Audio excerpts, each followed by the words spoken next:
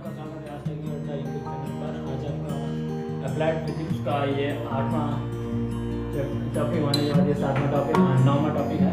इसमें spontaneous stimulated emission का topic जो चल रहा है उस पर आज हम लोग विचार करेंगे। ये आपका मॉडर्न फिजिक्स का ये अगला टॉपिक है।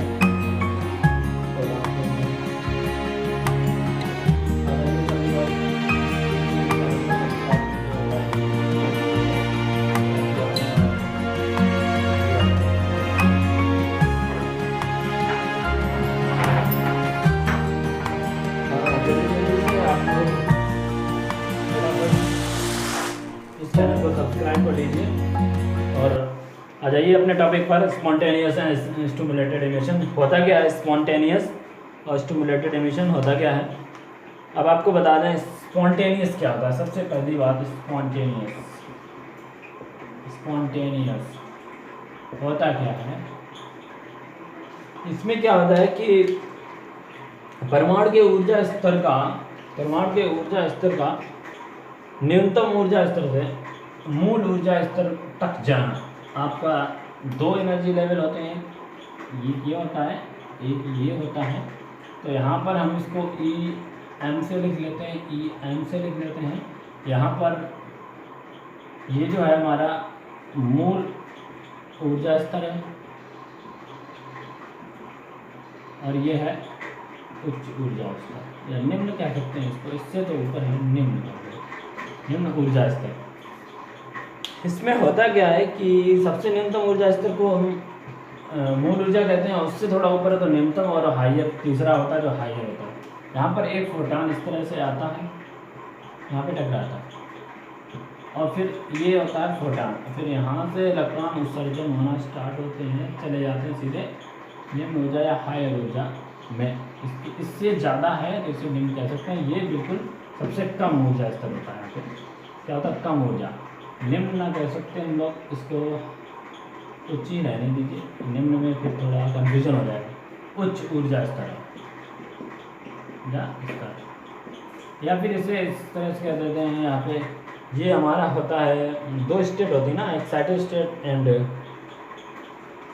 क्या बोलते हैं इसको, एक्साइटेड स्टेट और स्टिमुलेटेड स्टेट, दो होती है ना हमारे स्टेट में। यस,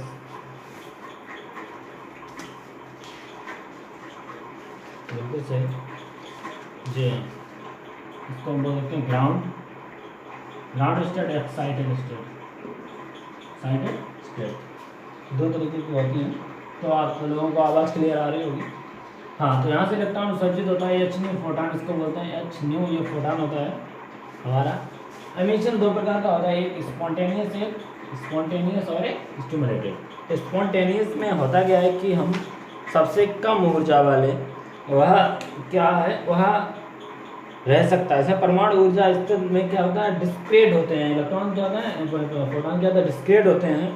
और प्रत्येक पदार्थ के परमाणु मूल ऊर्जा अवस्था में होते हैं। जो प्रत्येक पदार्थ होगा उसका जो इलेक्ट्रॉन हो गए, परमाणु होते हैं, वो मूल अवस्था में, ऊर्जा अवस्था में होते हैं। जब इस पर एक कोई फोटॉन आता है, इस तरह से फोटॉन आता है, टकराता है, फिर ये ऊपर चले जाते हैं एनर्जी लेवल पे। यहाँ पे 10⁻⁸ तक सेकेंड तक इलेक्ट्रॉन रुकता है। जब इतने टाइम तक इलेक्ट्रॉन रुकता है तब फिर इसके बाद ये लो एनर्जी मूल, कुछ समय बाद, इतने समय के बाद फिर वापस से आता है मूल अवस्था में। तो इन दोनों के बीच में एक एनर्जी का गैप बन जाता है, उसको EM लिखते हैं, जो कि हमारा लास्ट में एक फार्मूला बन जाता है, EM = H न्यू। ये एक फोटॉन का हो गया, ये प्लैंक कांस्टेंट होता है, ये फ्रिक्वेंसी होती है इसकी, प्लैंक कांस्टेंट। अब इसको हम क्या लिख सकते हैं, डेल्टा। ये आंशिक चेंज होता है ना एनर्जी में, या 10⁻³ हो जाता है, इसलिए तो हम delta E = H new photon लिख सकते हैं। ये फार्मूला हमारा बन गया। ये इसका जो स्पॉन्टेनियस एनर्जी गैप है वो निकालने के लिए हम लोग इसको यूज करते हैं। अब इसमें होता क्या है, ये लाइट के लिए, जब लाइट उत्सर्जन होती है, यहाँ पे टकराता है तो लाइट प्रोड्यूस होती है। तो लाइट वो भी एक एनर्जी है, इसीलिए उस एनर्जी का गैप जो कैलकुलेशन करने के लिए हम delta E equal to H nu का प्रयोग करते हैं। यहाँ से हम लोग निकल सकते हैं एनर्जी रिलीज होती है। यहाँ पर क्या होती है, बहुत सी ज़्यादा जब ये टकराता है तो एनर्जी रिलीज होती है। यहाँ पर क्या होता है, एनर्जी रिलीज होती है, सॉरी एनर्जी रिलीज होती है, एनर्जी रिलीज होती है, ऊर्जा मुक्त होती है, यहाँ पे हो जाती है। तब हम लोग देख सकते हैं यहाँ पर हमारा मूल स्तर, ये उच्च स्तर, यहाँ पे इसी को हम लोग ग्राउंड स्टेट और एक्साइटेड स्टेट भी बोलते हैं। तो स्पॉन्टेनियस का काम यही है कि जब पदार्थ को बाह्य ऊर्जा दी जाती है तो उसके परमाणु ऊर्जा अवशोषित करके उच्च ऊर्जा अवस्था में चले जाते हैं। जब इससे बाह्य फोटॉन दिया गया, ये उच्च ऊर्जा स्तर में चला गया, वहाँ पर अभी कहाँ पे था, ग्राउंड में, अब यहाँ पे आ गया ये उच्च ऊर्जा स्तर में फोटॉन। जब इसको बाहरी फोटॉन से ऊर्जा दी गई तब ये लो मूल अवस्था से उच्च ऊर्जा स्तर में चला गया और 10⁻⁻8 सेकेंड तक वहाँ पर रुका। उसके बाद फिर वापस आया 10⁻³ सेकेंड तक यहाँ पर रुका। इन दोनों के बीच में जो एनर्जी गैप हुआ वो इससे कैलकुलेशन हम करते हैं। इस समय जब जो गैप होता है तब एनर्जी रिलीज होती है, प्रकाश रिलीज होता है, तो इसे ही हम लोग कहते हैं। तो ये एच बराबर है प्लांक कांस्टेंट, इसको बोलते हैं प्लांक कांस्टेंट, प्लांक नियतांक। इसकी वैल्यू कितनी होती है कोई बताएगा क्या? जी हाँ, 6 × 6.6 × 10⁻⁻34 ऐसा कुछ जी, जूल इंटू सेकेंड, ये इसका मात्रक होता है प्लांक कांस्टेंट का। नोट कर लीजिएगा सदा या स्क्रीनशॉट ले लीजिएगा। इतना तो हो गया यहाँ पे, क्योंकि एक जब यहाँ पे टकराते यहाँ पे भी आती है, फिर इसमें भी तो हमारी थोड़ी सी एनर्जी निकलती है। ये हमारे फोटॉन निकलना स्टार्ट हो जाते हैं यहाँ से भी, इस तरह से भी। तो हम लोग आराम से इसको यहाँ ना लिखने की जरूरत है, यहाँ पे लिखा है इसे, तो यहाँ पे हम लोग आराम से इसको कैलकुलेट कर सकते हैं। स्पॉन्टेनियस का यही मतलब हुआ। स्पॉन्टेनियस को कुल मिला के कह सकते हैं जब किसी भी पदार्थ को बाह्य स्रोत से ऊर्जा दी जाती है तो वहाँ से इलेक्ट्रॉन उत्सर्जित होकर निम्न ऊर्जा यानी मूल ऊर्जा स्तर से स्टेट हायर एनर्जी या फिर उच्च ऊर्जा स्तर में जाते हैं। यहाँ ग्राउंड स्टेट से एक्साइटेड स्टेट में चले जाते हैं। तो उस समय जो गैप होता है वो इनका एनर्जी गैप कैलकुलेशन करने के लिए हम स्पॉन्टेनियस इमर्शन का प्रयोग करते हैं। तब ये हमारा आता है कि स्वतः होता है स्पॉन्टेनियस, मतलब स्वतः अपने आप, सेल्फ, स्वतः, ये अपने आप लिया होती है, इसको कोई करवाता नहीं है। स्पॉन्टेनियस का मतलब स्वतः होती है, ठीक है। और स्टिमुलेटर का मतलब उद्दीपित किसी दूसरे के द्वारा करवाई जाती है।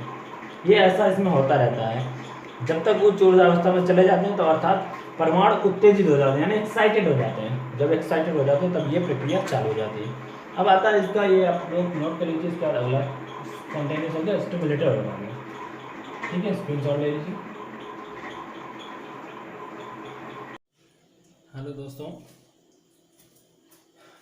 कुछ टेक्निकल प्रॉब्लम की वजह से कुछ देर के लिए वीडियो रोकना पड़ा। आप देखें, अब स्टिमुलेटेड इमिशन आपका इसमें ही दूसरा टॉपिक है, स्टिमुलेटेड इमिशन। तो उद्दीपित उत्सर्जन, इसमें क्या होता है, इसमें परमाणुओं को न केवल उत्सर्जित कराया जाता है बल्कि उसके लिए प्रेरित भी किया जाता है। यहाँ पे देखो एच फोटॉन, एक फोटॉन इसमें टकराता है, यहाँ पे प्रेरित किया जाता है।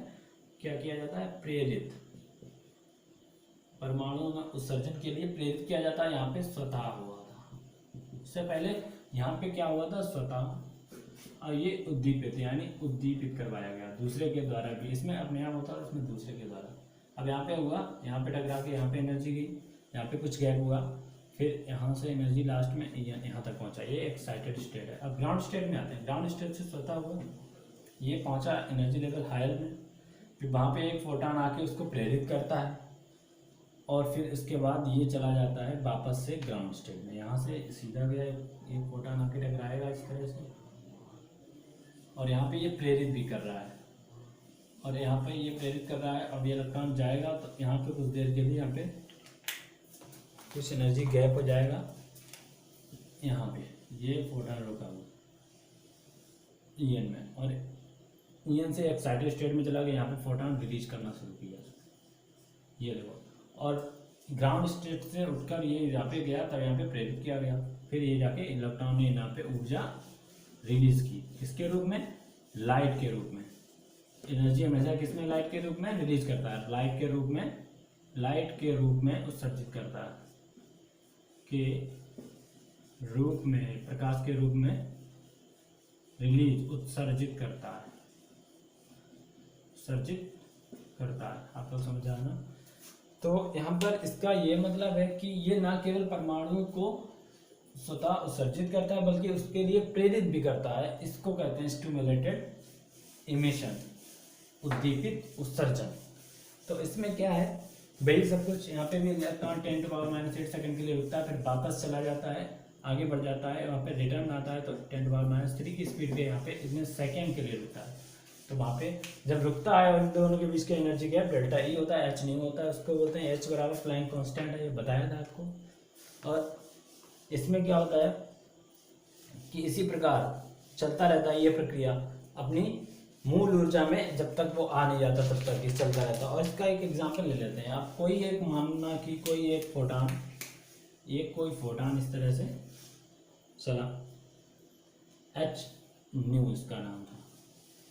अब यहाँ से एक फोटान गया तो यहाँ पे 2 फोटान में टकराने के बाद बन गया, फिर उसके बाद ये टकराने के बाद बन गया, आगे से 2 से हो गई 5, फिर आगे भी इस तरह से बढ़ते चले जाएंगे।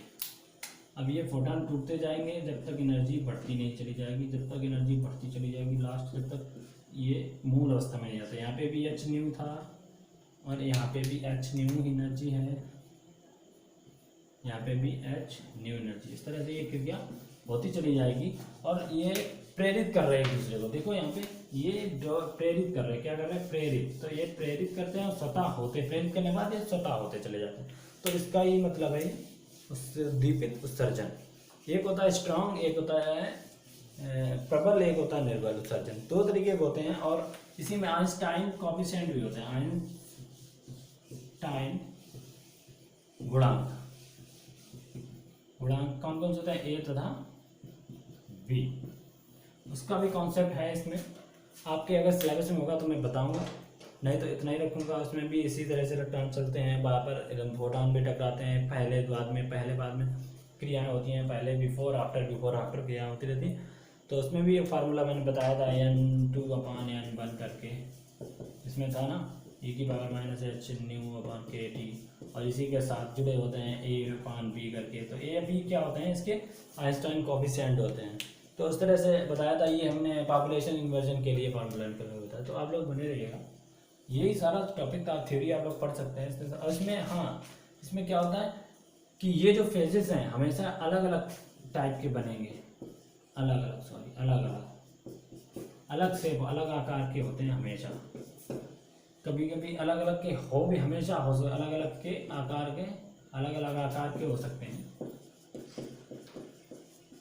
किस तरह से, जैसे अब एक हमारा फोटॉन इस तरह से रिलीज हो रहा है, दूसरा थोड़ा थोड़ा टेढ़ा है, तीसरा ज़्यादा टेढ़ा है।